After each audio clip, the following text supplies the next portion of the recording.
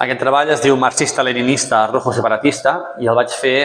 dur a terme en el context d'un festival que es deia No Callarem, que es va fer a la presó Model de Barcelona, i en aquesta presó casualment hi va estar tancat el meu besavi, Francesc Vila, condemnat a mort després de la Guerra Civil. La pena de mort se li va commutar per 20 anys de presó i jo el que vaig fer en aquest treball vaig plantejar-me com els gens del meu besavi tornaven a entrar a la presó i en aquest cas em vaig tancar voluntàriament a dins d'una cel·la durant 2 hores, connectat amb una aparella electrònica que tenim aquí darrere que m'agafava el pols de la mà i el transmetia amb impulsos lluminosos i amb el so. Per tota la galeria es anava sentint el batec del meu cor a temps real i llavors també hi havia la llum de sobre la cel·la que també es anava il·luminant. Era una manera d'explicar que 80 anys després els mateixos gens tornaven a entrar dins la presó Model per defensar els mateixos ideals polítics i socials que defensava el meu besavi.